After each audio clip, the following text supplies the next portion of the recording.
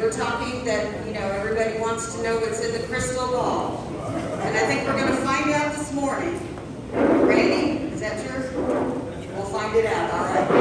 Love the answer. And how accurate it is, we probably don't know, because crystal balls could be wrong. And I bet you this, and with everything else that's going on this year or last year, who knows? First thing we want to do, and then I'm going to turn it over to Alta, who is the chair of the Government Affairs Committee. But we'd like Mark to come up here. Mark, could you come up here? Let's give Mark a big hand for getting here. And Mark was unable to attend our annual meeting, so we weren't able to present him with his chamber director's plaque.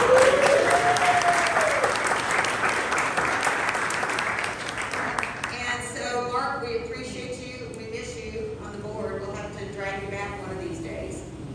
All right, well, thank you. Okay, and I'm going to turn this over to Alta. Well, I'm so excited to see so many people here today. I was so concerned that it was going to take a while for us to really get back into the swing of Coffee and Conversation.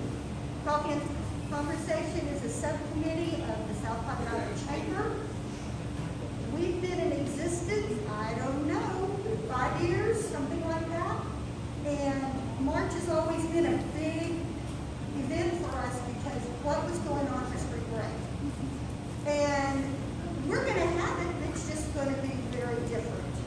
So I wanted to thank Mark for giving us his facility all this time to have Coffee and Conversation and providing the brew pub for us at the year. Karla's Katering did the cookies in the little bag. And so I guess I'm going to start off with Randy Smith. We all know him, so I'm not going to do a bio. And he's going to pass the baton to the next person. So thank you so much for coming. We are so glad to maybe begin to have our life back. Thank you. Good morning, everybody. Thank you for having us. As Alita alluded to a little while ago, during this pandemic, it's surely been a trying time and one for the history books. We really don't know what's going to happen, so I appreciate y'all coming. We'll see y'all next year. Actually, the mayor, the police chief, the fire chief, and Ed from the convention center is everybody's going to give a little stint of how they think and how we see spring break playing out. But I'd just like to say that, you know, one thing we learned early on in the beginning is that open air and sunshine is good for you. So that put us as a target. People love the beach, and you see that while everybody's been having difficulties, when I say everybody, I'm talking about other municipalities and counties are having huge deficits in their restaurants, their sales, their taxes, and we've actually come out looking pretty good, and we've even had to pump the brakes on many weekends. Just a few weekends ago, we had a good sunny day, and both Saturday and Sunday, our officers we had to call in extra staff. They were working the intersections, just moving traffic back and forth. And the code enforcement was busy. The fire department was running calls. It looked like a 4th of July almost. I mean, so we really don't know how this is going to play out. What we do know is that we're not going to allow special event permitting. That's been city council's put the brakes on that early on, so the message is out there.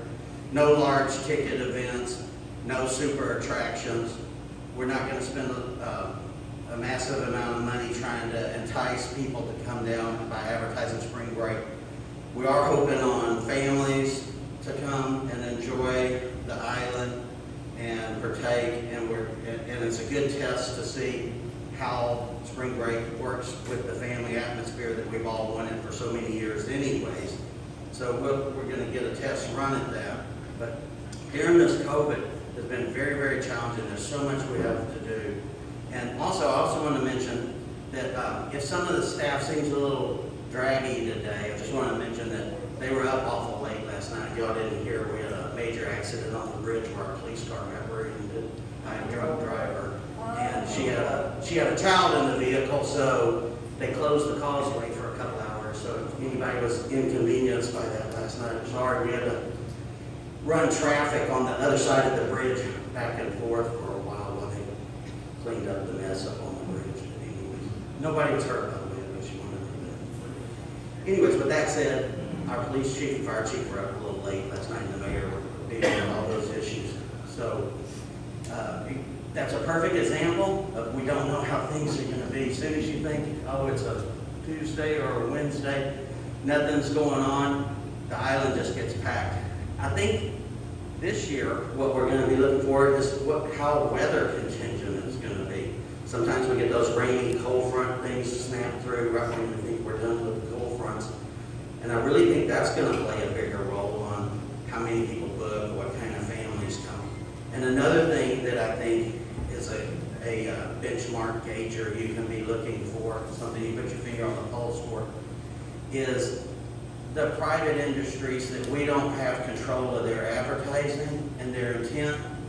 Granted, they may not set up big stages and have big ticket names, but they could have small ticket names and they could do their own advertising outside of our hot tax advertising.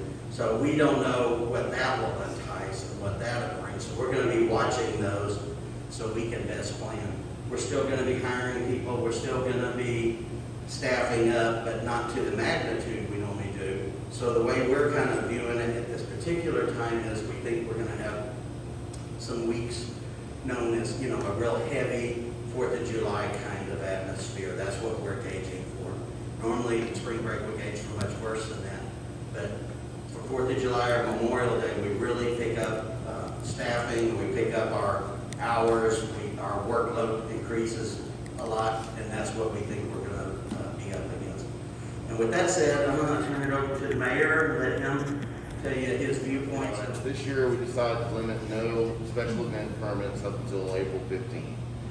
And the reason is that there's no way for us to be able to safely promote South Padre Island as a spring break destination to the collegiate market. The kids like to have fun, they like to group together, and we all saw what the media did to us this last spring break, and they were trying to blame us for spring break, and they needed to get their kids home and all this other stuff. It was quite intense. But let's talk about long-term spring break. I personally, I have a restaurant in a college town in Mississippi. And what we're seeing and hearing is that possibly spring break on a collegiate level might be done, or it might be a 3-day weekend. Universities are starting to take advantage of the fact that they can shorten their semester, cram in more work, less time, and they can start doing these micro semesters, which a lot of universities are doing now, which are about a 2-week, one class for 2 weeks. You go 6 hours a day, you get your 3-hour college credit, and you move on. It's a great way for kids to get ahead, and it's a great way for kids, if you're like me, catch up.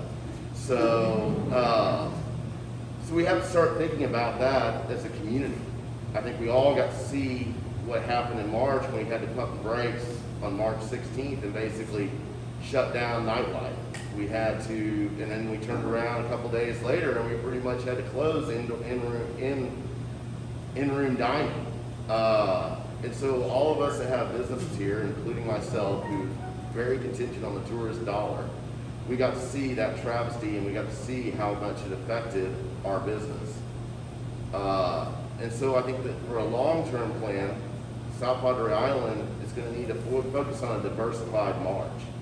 We're going to need to focus on family. Sorry, this mask and talking with the mic's a little bit different, but we need to focus on families. We also need to focus on our winter Texans. I think as Randy mentioned this last week, or this last couple weeks ago, which was in January, the island was packed with people. They weren't spring breakers, but they were just people all around this island, and that's great to see. Now, whether it's an anomaly, because again, we're in this COVID cycle, who knows? But a lot of this is going to be, I think, for a near term, 2 to 3 years of everyone having a lifestyle change. And these changes are going to get incorporated into the mass. Right now, Colorado is hot in the market up there. I've talked to more people who've been up there skiing and everything else, or parts of Utah. So I think we just have to make a plan to diversify. In a way, it also gives us an opportunity to kind of rebrand ourselves. Maybe we get away a little bit from the South Party Island and just become South Padre Island. And so we just need to take advantage of, you know, the opportunities that COVID has presented into our lives. And with that, I know it's our third or fourth most, depending on where Easter is, you know, highest sales tax, highest occupancy tax, etc. But I really think that if we diversify our program, we can end up maybe spreading that out over a period of time. And as we saw in September, October, November, December, our sales tax was up somewhere between 30% and 80%. And that's great for this island because we've actually had, out of COVID, we've actually gotten a year-round business cycle.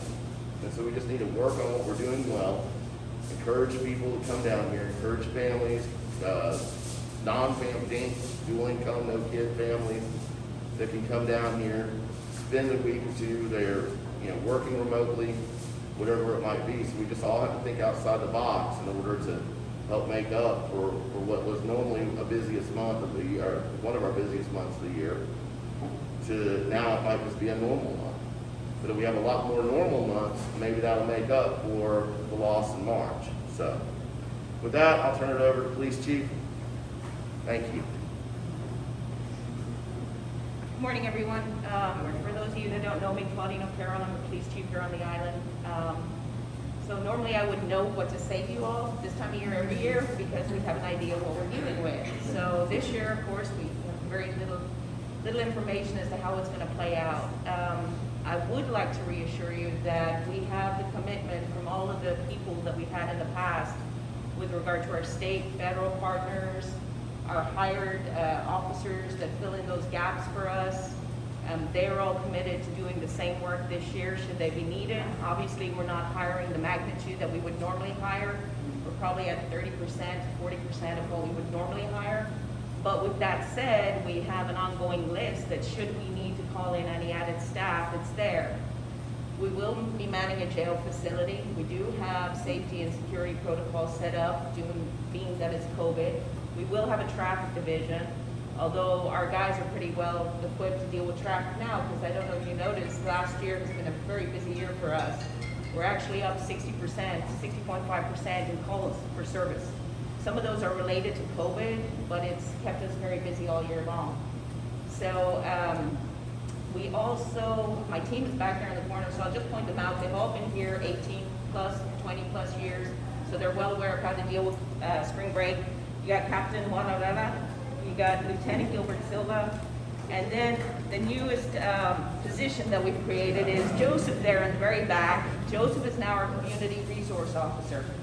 So I don't want to take away from the spring break presentation, but we developed this position to be more of a liaison with the community and the public so that he's going to engage in community events. So if you guys are needing anybody to assist with community events, walk the dog, I know we've been working with the Friends of Animal Rescue and trying to get our dogs adopted and cats. So Joseph is going to be the go-to guy. He'll put his contact information out on Facebook.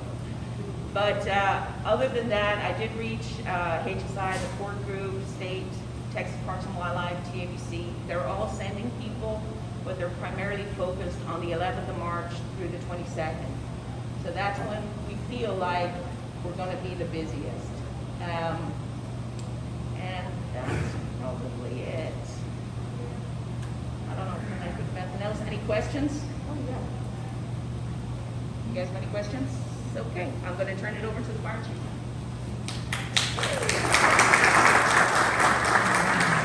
Good morning, everyone. My name is Jim Pegg. I'm the fire chief of South Padre Island.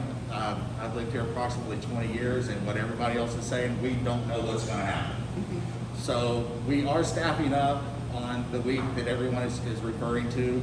We're going to make sure that we are going to be able to have calls for service and be able to respond to those calls for service.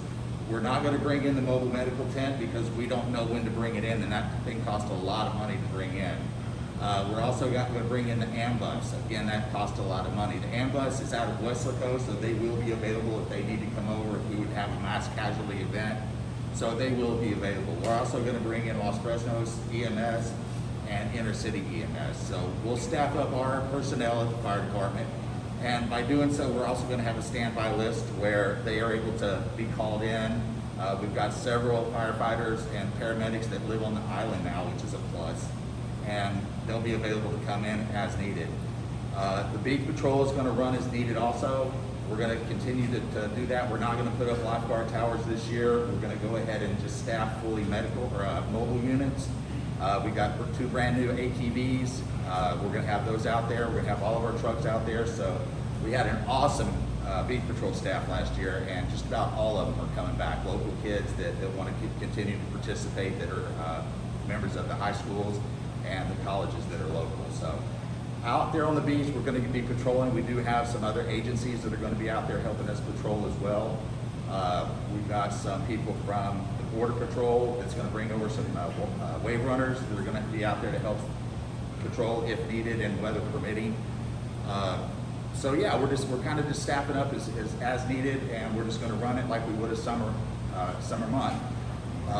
What we're concerned about a little bit is the wait time at the hospitals. So with COVID and with the hospitals being fuller than what they normally are, the wait times sometimes back up to where we can have an ambulance set over there for an hour to 2 hours before they can even get back. And that doesn't include the drive time there and coming back.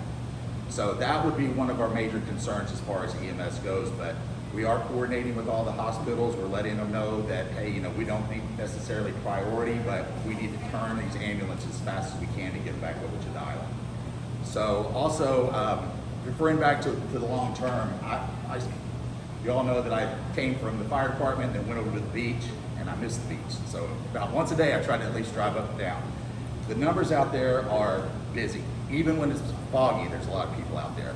Yesterday, I drove it, and it looked like a summer day. With that being said, I'm starting to talk to people and asking them, you know, where they're from. And there's not just winter Texans here. There's younger people that are here that are from Wisconsin, that are from Seattle, from Oregon. I'm like, well, what's bringing you guys over here? And they said, you're open. You can't go anywhere in Oregon. I visited my son in Oregon a couple of weeks ago. Everything out there is shut down. You can't go into a restaurant. You can't go into a bar. You can't really do hardly anything out there. Same thing with California. So they're coming here, and if we're showing them a good time and showing them that our island's beautiful and it's available, you know, maybe we could get those people to be repeat customers and they can come back and just continue to support us. So with that being said, does anybody have any questions? All right, well, thank you very much. Yes. Hey, Vic. I don't have a looking glass any more than anyone else does. We don't know what to anticipate. The one thing we do know is the government is pumping all the money now. The money is flowing. We don't have any problem historically with any of what I call the grays, and I'm pointing at myself, right? They come from Wisconsin and Minnesota. They're fine, and I'm talking about in our beach areas specifically. Our main concern is the valley area that comes down this part of time for getting more money than what they ever would. So I would actually anticipate a much higher turnout than perhaps what we all think is going to be. So from the standpoint of protection, control, and enforcement, I think those things are especially important. So my money would be on, there's going to be many more bodies than what we think of, because it's open season just because of the dollar bills that are flowing. So my thoughts. Yeah, I agree. If we have good weather, the valley's coming. I mean, we're going to be busy. So we're just not going to get the collegiate kids that are going to be here that are making plans. Also, I think Ed's going to allude to how people are starting to book. I won't get into his business, but you know, kids have these apps now that you can see what the weather's going to be, you know what's going on, so they make their plans last minute and come down. So if we have good weather, if it's 80 degrees and sunshine, we're going to be busy. So anyway, well, thank you very much. Look forward to seeing you again.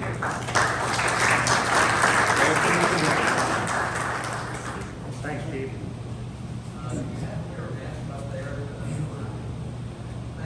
Just better? Yes, yes.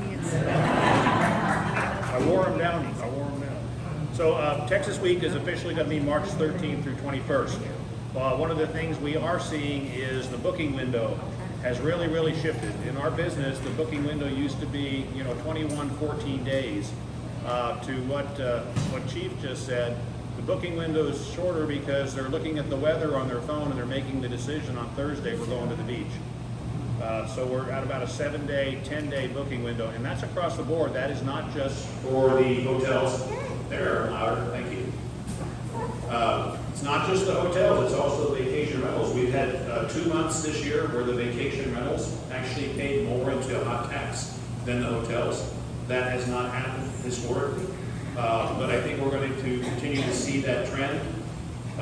Folks and families are jumping in the car with their dog and they're going to a vacation rental where they can clean their own space around them and not be in elevators and not pass people in hallways. That's just kind of the nature of it. We've been doing some soft marketing. Soft marketing is basically just awareness, brand awareness. We have 6 buses in San Antonio on the express run that are wrapped, which say take a field trip or work from the beach. Really soft advertising. We just fired up some in Fort Worth. We're seeing a lot more people coming in from Dallas, Fort Worth than we did. We know in the industry, the further you travel, the longer you stay. So we're doing marketing a little bit differently. Messages like travel when you're ready, hashtag travel responsibly, hashtag coastal distancing. So anytime you guys are doing stuff within your businesses, please do not be afraid to use the hashtag that we use. Hashtag SoPadre. That puts you over in our feed, so please do that. Hashtag coastal distancing. They're also using that, clear around the Gulf Coast and up Virginia, up the Virginia coastline as well. I wanted to share with you some insights. Leadership had asked me to call around and talk to island partners. So if you'll bear with me, I don't like to normally read stuff, but that's just the best way to share the thoughts of our island partners. I've now read this for the CBA board, and I read this for council last week. So you're hearing business intuition that's about 2 weeks old now. So this is island partners. I haven't used any partner names or properties, but you'll see in some of the descriptions you go, oh, I don't know who that is. Not like we're a real big island, right? So, we are currently receiving bookings through March, but do not expect collegiate business. We are focusing on marketing to families. So our island partners are doing what we're doing. I mean, it's the same exact thing that we're doing in-house. We expect some college business during Texas Week. I feel they will be 3-day stays on each weekend. So they think that it's going to be come down here for the weekend for 3 days and head back. And then that next weekend, if the weather's good, they'll could roll down. Our hotel will be focusing on families with a discount on booking a second room. We are still in the planning processes for special activity programming. So some of our properties have adjacent rooms. So one of their incentives are going to be, if the family's coming down, we'll get grandma and grandpa or aunt and uncle to come down too, because you can have an adjacent room. Our fishing experiences are going to focus on marketing to families specifically in San Antonio and Austin. Those are our peak markets.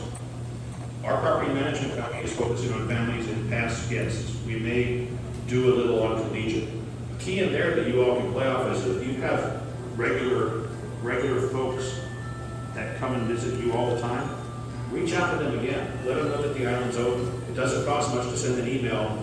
Thank them for being your customer in the past and invite them back. And put in little phrases like, when you're ready, we're ready. It's something that's kind of reassuring. At the same time, you're reinforcing them to make the decision when it's comfortable for them. Our restaurant is trying to come up with a plan, but everything is up in the air right now. We just don't know what to expect. I think we all feel that way, right? I mean, everybody in this room feels that way. At this time, the county parks have no activities planned for spring break. No events are scheduled at the amphitheater or the event center. I am marketing in Texas only, and I am seeing people coming to participate in activities from the North and West Texas that I have never seen before. I am offering packages to move people around my businesses. There again, somebody comes into your business, partner with other businesses that are alike or similar, and find a way to move around. I think the treasure hunt's a great way to move people between businesses that the chamber is currently doing. We are working with the spring break company we have used before. They have questions as far as what they can do on our property. They are awaiting those answers. Also, they have been selling our rooms to spring breakers as well. So we're just trying to figure out if we can do parties or activities for spring breakers. They are aware that there's no stage on the beach, yet we have our bar area. So to Randy's point earlier, you know, businesses are gonna find a way to do it responsibly, because we need the business.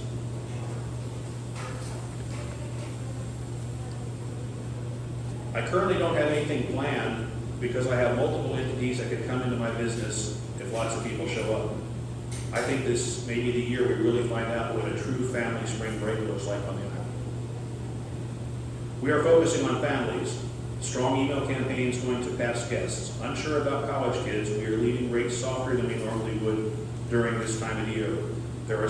We still plan to have a strong bump for weekends. We are seeing a building booking pace.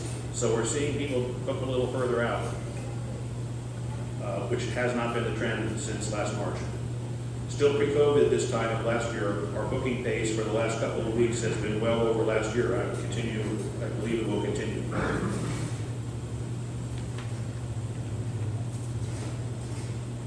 Okay, this is another one that everybody's going to feel. We've been on a 2-week decision-making cycle, and that's not enough time to influence the type of travel decisions we've enjoyed in the past, like groups of college kids staying 3 nights or more, which I assume generally require more than 2 weeks of coordination and planning. It really is a 2-week decision, and nobody probably feels that more than our leadership, you know, with the council and the city manager. You know, information changes daily, if not weekly. See, couple that with the lack of other total absence of confirmed A-list, couple that with the lack of other or total absence of confirmed A-list live performances and other college entertainment, there's a tremendous uncertainty surrounding spring break. Island partners are not going to invest the dollars that they did for the A-list folks because they know it'll bring too many people. So they are thinking about being responsible. We have plans to target McAllen, Harlingen, Houston, Austin families with 2 weeks leading up to March for their ability to make last-minute travel decisions. A Mexico plan is also deep in our back pocket. There's a tremendous potential of vacation tension from Mexico that are really ready to come to SPI. They also, in Mexico, are currently having problems during the summer with the Sargasso seaweed. With the Sargasso seaweed. So there's a lot of beach cleanup that's going on every night, but there still is the lingering smell. That will work to our advantage.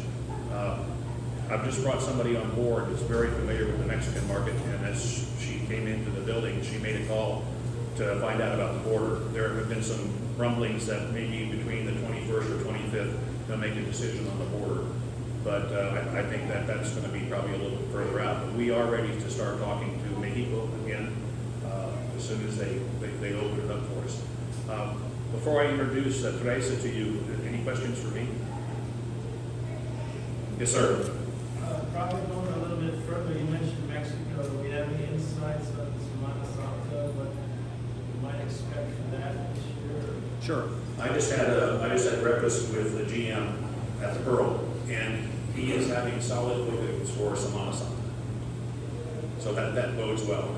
Now, do know that during Semana Santa there are a lot of nationals that are property owners here. So there'll be people on the island and they'll be staying in their own properties as well. So we will see an influx during that time. But we expect a good Semana Santa. We're going to do a soft sell once again, you know, because we've got to be able to handle the flow. But we're definitely going to go after that market when it opens up. Any other questions?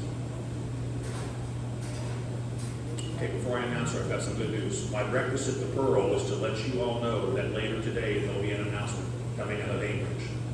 The ink is currently drying on the sale to new ownership at the Pearl. So it'll be officially announced later today. And with that, I'd like to introduce Teresa Rodriguez. She has joined my team, and we're thrilled to have her. She comes to us with top shelf experience. So if I could, Teresa, I just want to say a quick hi to everybody.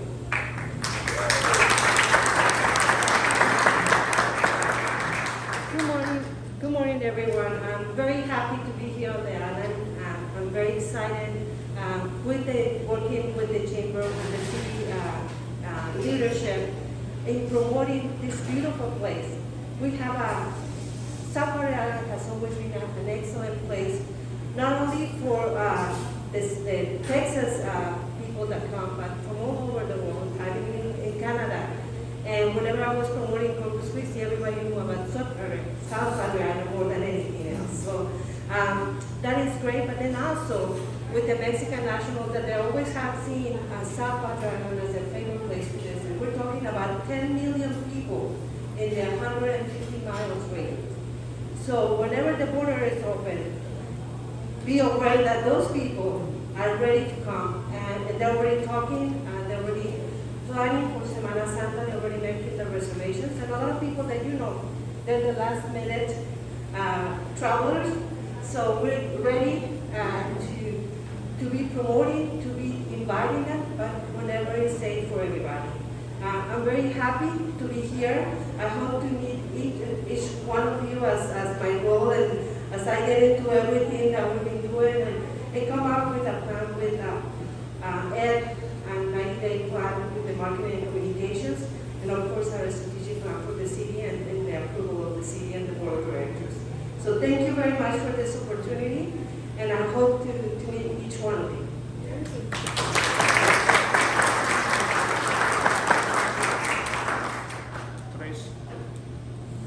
Teresa and I will hang around a little bit. Her business cards aren't in, they've been ordered, so she won't have the card to hand off to you, but we'll stick around a little bit.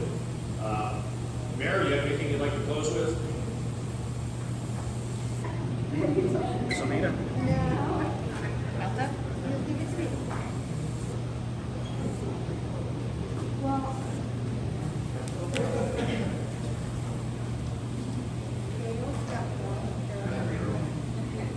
Thank you guys. Thank you so much for showing up. Let's get back in the habit of coffee and conversation. And we share so much information with the community. Making a 1 hour commitment, usually once a month, is a great thing for us all. Plus, we get to see each other. We might even recognize you with a mask on. We want to thank Mark again